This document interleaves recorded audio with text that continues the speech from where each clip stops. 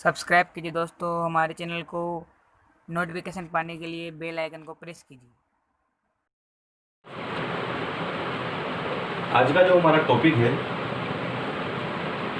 वाच्य, 10th में 2 अंकों का टॉपिक है। एक प्रश्न 2 अंक का इसमें एग्ज़ाम में, हाफ ईयरली हो या ईयरली एग्ज़ाम्स हो, उसमें 2 अंक का एक प्रश्न इसी टॉपिक में से आता है। बड़ा सरल और साधारण टॉपिक है वाच्य। प्रश्न इस प्रकार से पूछ लिया जाता है कि वाच्य किसे कहा जाता है। तो इसकी परिभाषा जो है, वाक्य में क्रिया के रूपांतरण को ही वाच्य कहा जाता है। तो वाच्य किसे कहा जाता है? क्रिया के रूपांतरण से को ही वाक्य कहा जाता है, सॉरी वाच्य कहा जाता है। वाच्य 3 प्रकार के होते हैं: कृतवाच्य, कर्मवाच्य, भाववाच्य। आपको बता दूं मैं कि कृतवाच्य किसे कहा जाएगा, कर्मवाच्य किसे कहा जाएगा, भाववाच्य किस में कहा जाएगा, इसमें बड़ा अंतर है। सबसे पहले हम कृतवाच्य की परिभाषा लिख लेते हैं। आप अपनी कॉपी खोल करके उसमें इसकी परिभाषा लिख लें। कृतवाच्य की जो परिभाषा होती है वो ये है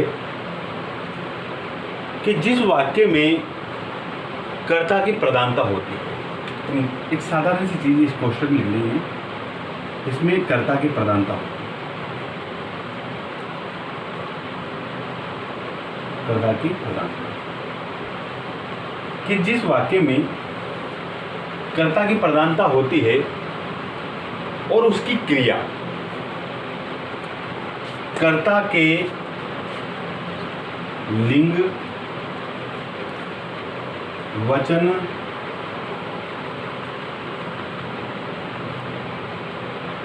अनुसार उसकी क्रिया आती है। कर्ता के लिंग, वचन और काल के अनुसार, सॉरी एक और चीज़ आएगी, काल के अनुसार जैसे उसकी क्रिया आएगी तो कर्ता के आधार पर ही क्रिया होगी। अगर ऐसा हुआ तो वो वाक्य कृतवाच्य कहलाता है। जैसे कि एक सामान्य चीज में उदाहरण के तौर पर आपको समझाऊंगा। इसका उदाहरण है,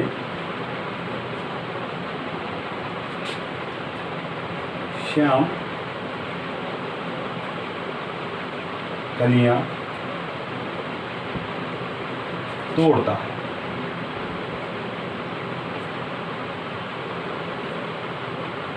श्याम कलियां तोड़ता है। अब यहां पर श्याम जो है ये एक वचन है, पुल्लिंग है, वर्तमान में काम कर रहा है, तो इसकी क्रिया भी इसी के अनुसार आएगी। श्याम यहाँ एक वचन है तो क्रिया भी यहाँ पर एक वचन ही है।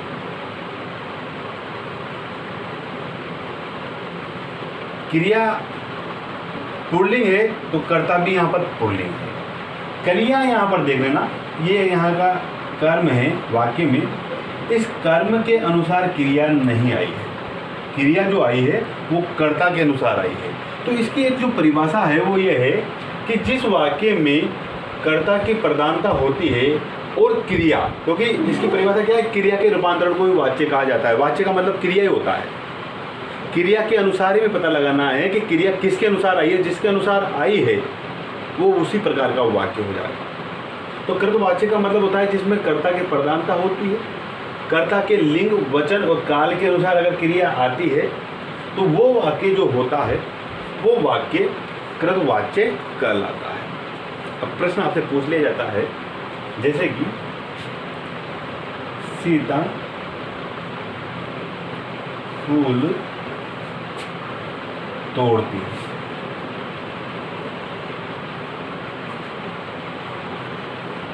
सीता यहाँ पर स्त्रीलिंग है, एक वचन है। फूल यहाँ पर पुल्लिंग है, लेकिन तोड़ना यहाँ पर स्त्रीलिंग की ओर संकेत करता है। यहाँ पर जो तोड़ती है किसकी ओर संकेत कर रहा है? कर्ता की ओर। कर्म की ओर नहीं कर रहा, तो कर्म तो पुल्लिंग है। तो क्रिया जो है वो कर्ता के अनुसार ही आई है। अब जब कर्ता के अनुसार अगर क्रिया आती है तो वो वाक्य कृतवाक्य कहलाता है, उसे हम कृतवाच्य कहेंगे। तो एक सामान्य सी चीज़ क्या है कि कृतवाच्य किसे कहा जाता है कि जिसमें कर्ता की प्रधानता होती है और कर्ता के अनुसार ही, उसके लिंग वचन काल के अनुसार ही अगर क्रिया आ रही हो तो वहाँ जो वाक्य होगा वो वाक्य कृतवाच्य कहलाता। तो आप दो उदाहरण लिख लें। श्याम कलिया तोड़ता है। कलिया यहाँ कर्म है लेकिन कर्म के अनुसार क्रिया नहीं आई, कर्ता के अनुसार क्रिया आई। उसी प्रकार से सीता फूल तोड़ती है। फूल यहाँ पुल्लिंग है लेकिन फिर भी इसके अकॉर्डिंग यहाँ पर कोई क्रिया नहीं आई, क्रिया आई है स्त्रीलिंग के अनुसार।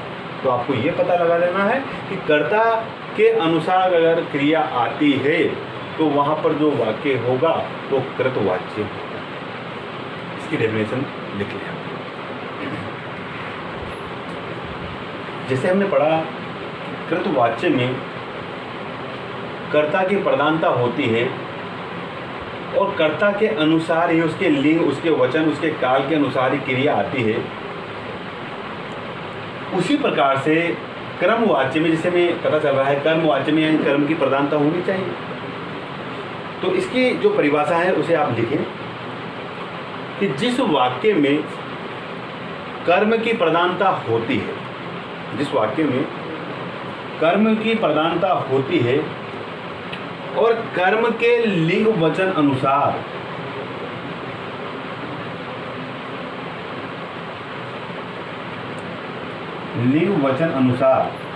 कर्म के लिंग वचन अनुसार क्रिया आती है तो वो वाक्य कर्मवाच्य कहलाता है। देखो पहले हमने पढ़ा था कर्तवाच्य में तो कर्ता के अनुसार क्रिया आएगी, लेकिन कर्मवाच्य में कर्म की प्रधानता होती है और कर्म के अनुसार ही क्रिया आती है। सबसे बड़ी चीज़ ये है कि हमें इसकी पहचान ढूंढनी चाहिए कि पहचान क्या है। बहुत सरल तरीका इसका है कि इसमें करण कारक के चिन्ह होते हैं। एक चिन्ह होगा से, ये बीच में आपको मिल जाएगा, या फिर के द्वारा आपको वाक्य में निहित दिखाई देगा।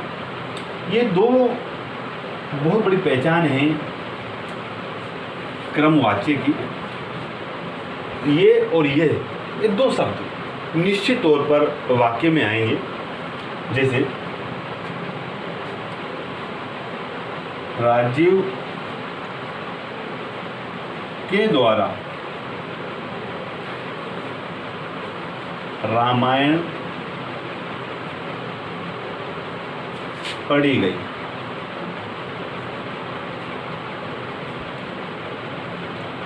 अब यहाँ पर जो शब्द आया है ये के द्वारा, ये करण कारक है।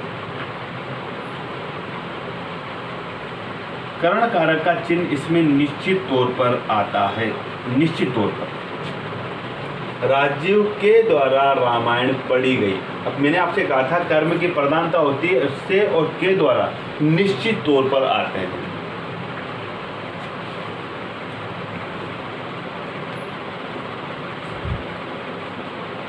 पुस्तक पढ़ी जाती से शब्द भी आया है, से और के द्वारा। अगर इस प्रकार के वाक्य आपके आते हैं जहाँ पर से आ रहा है के द्वारा आ रहा है तो निश्चित तौर पर कर्मवाच्य वो होगा। दो चीज़ें हमेशा याद रखना, से और के द्वारा, ये दो चीज़ें याद रखना, जिसमें आपका 100% क्रमवाच्य और कृतवाच्य सही होगा। कृतवाच्य में मैंने आपसे पहले भी कहा कर्ता की प्रधानता होती है और कर्ता के लिंग वचन और काल के अनुसार ही क्रिया आती है। कर्मवाच्य में कर्म की प्रधानता होती है और कर्म के लिंग वचन अनुसार ही क्रिया आती है, लेकिन इसमें दो चिन्ह आते हैं, एक तो से, एक के द्वारा। अगर आ गया कि राम के द्वारा रामायण को पढ़ा गया तो के द्वारा अगर आ जाता है तो निश्चित तौर पर वहाँ पर जो वाच्य होगा वो कर्मवाच्य होगा। राम से पुस्तक पढ़ी जाती है तो भी कर्मवाच्य होगा। से और के द्वारा अगर आ जाता है तो निसंदेह वहाँ पर कर्मवाच्य की प्रधानता मानी जाएगी। अभी हमने पढ़ा कृतवाच्य जिसमें कर्ता की प्रधानता होती है, दूसरा है क्रमवाच्य जिसमें कर्म की प्रधानता होती है, तीसरा जो है हमारा वो है भाववाच्य। भाववाच्य में भाव की प्रधानता होती है। अब इसकी परिभाषा लिख लें।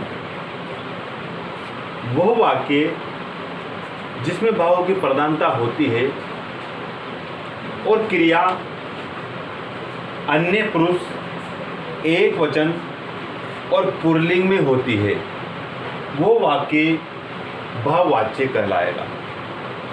वो वाक्य जिसमें भाव की प्रधानता होती है, उसकी क्रिया अन्य पुरुष एक वचन और पुल्लिंग में आती है, तो वो वाक्य भाववाच्य कहलाता है। अब इसकी जो पहचान है वो बड़ी सरल और साधारण है। जैसे कि क्रमवाच्य की पहचान थी कि अपन के द्वारा और से शब्द देखते हैं। यहाँ पर इसकी जो पहचान है वो बड़ी मोटे तौर पर देखी जाती है कि एक पहचान वाक्य नकारात्मक होते हैं।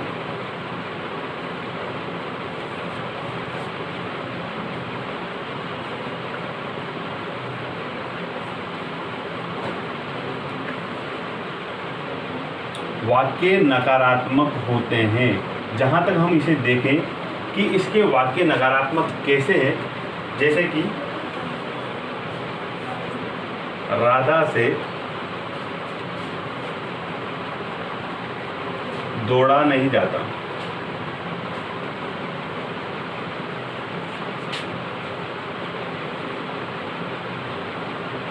अब देख लो आप, ये नकारात्मक वाक्य है, दौड़ा नहीं जाता। दूसरी चीज इसकी है, एक तो हो गया वाक्य नकारात्मक होते हैं, दूसरा है अकर्मक वाक्य होते हैं।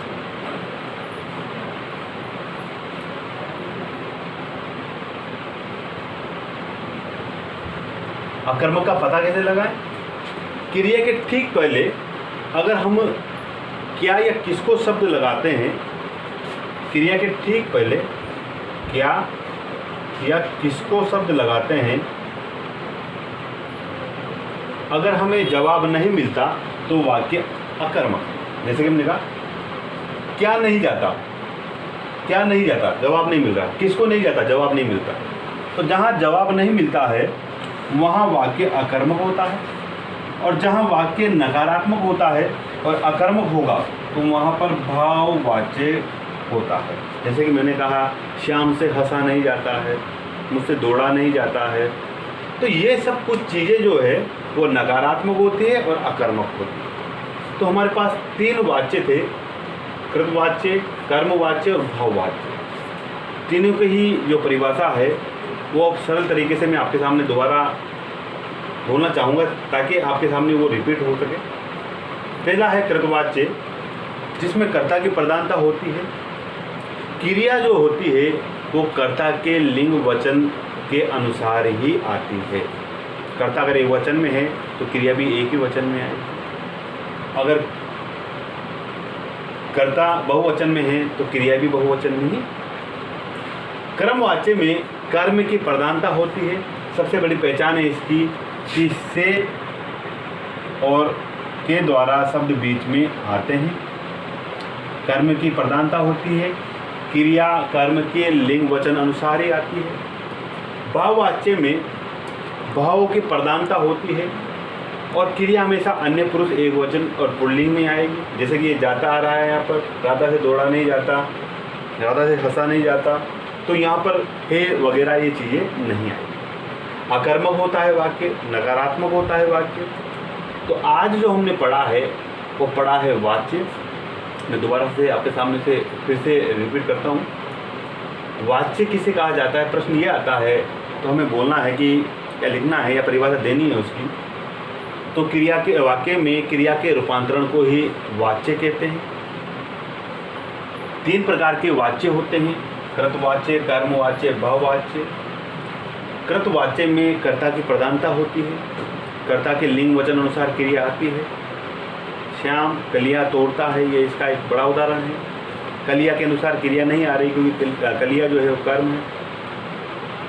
कर्मवाच्य में कर्म की प्रधानता होती है और कर्म के अनुसार ही क्रिया आती है। यहाँ कर्ता के अनुसार क्रिया आती है, यहाँ कर्म के अनुसार क्रिया आती है। भाववाच्य में क्रिया न कर्ता के अनुसार आती है न कर्म के अनुसार आती है, बल्कि क्रिया जो होती है वो अन्य पुरुष, एक वचन और पुल्लिंग में होती है।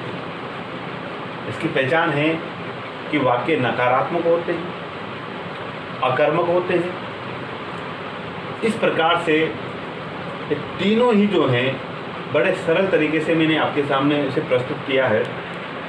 इसकी परिभाषा आप लिख लें, इसे याद कर लें। उदाहरण आपको आपके गाइड में से मिल जाएंगे। आपको गाइड में बहुत सारे उदाहरण मिलेंगे। कहीं दिक्कत आती है आप मुझसे पूछें। और सरल तरीके से जो मैंने परिभाषा लिखाई है उसे आप अपनी कॉपी में लिख करके बार बार उसे याद करें। याद करने के बाद उसे उदाहरण पर ले जाएं, उसे देखें, जहाँ परेशानी आए वहाँ पूछें। आज का ये टॉपिक पूरा हुआ आपका। वाह, लाइक कर दीजिए, सब्सक्राइब कर दीजिए अभी के अभी, और देखने के लिए धन्यवाद। मिलते हैं नेक्स्ट वीडियो में।